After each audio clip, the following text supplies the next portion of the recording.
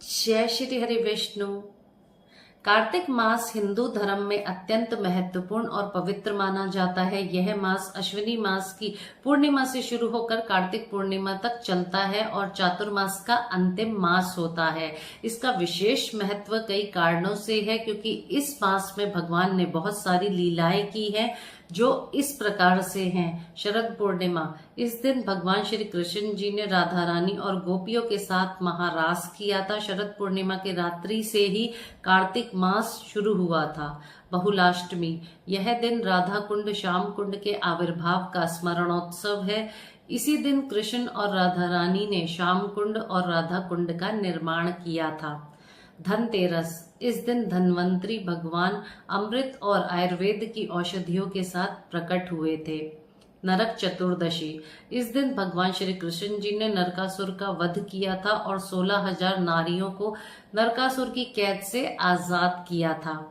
दामोदर लीला, इसी मास में दिवाली के दिन मैया यशोदा ने भगवान श्री कृष्ण जी को उखल से बांधा था, जिससे उनका नाम दामोदर पड़ा, अर्थात जिसका उदर यानी कि पेट और दाम यानी कि रस्सी से बंध गया, और इसीलिए कार्तिक मास का नाम दामोदर मास पड़ा। दीपावली, भगवान श्री राम जी 14 वर्ष के वनवास के बाद अयोध्या लौट कर आए थे। सभी अयोध्या वासियों ने दिए जलाए, जिसे दिवाली के रूप में आज भी मनाया जाता है। गोवर्धन पूजा, दिवाली के पश्चात गोवर्धन पूजा की जाती है। भगवान श्री कृष्ण जी ने अपने बाएं हाथ की कनिष्ठ की उंगली पर गोवर्धन पर्वत उठाया था। इस दिन भगवान को 56 भोग लगाए जाते हैं। गोपाष्टमी, भगवान श्री कृष्ण जी ने इस दिन गाय चराना शुरू किया था। देवउठनी एकादशी, इस दिन 4 महीने के बाद भगवान जो है वो निद्रा से जागे थे, इसीलिए इसे देवउठनी एकादशी कहा जाता है।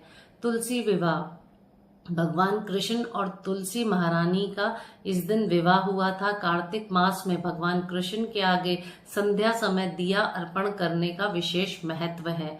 पद्म पुराण में कहा गया है, कार्तिक मास में मात्र एक दीपक अर्पित करने से भगवान कृष्ण प्रसन्न होते हैं। भगवान कृष्ण ऐसे व्यक्ति का गुणगान करते हैं जो दीपक जलाकर दूसरों को अर्पित करने के लिए देते हैं।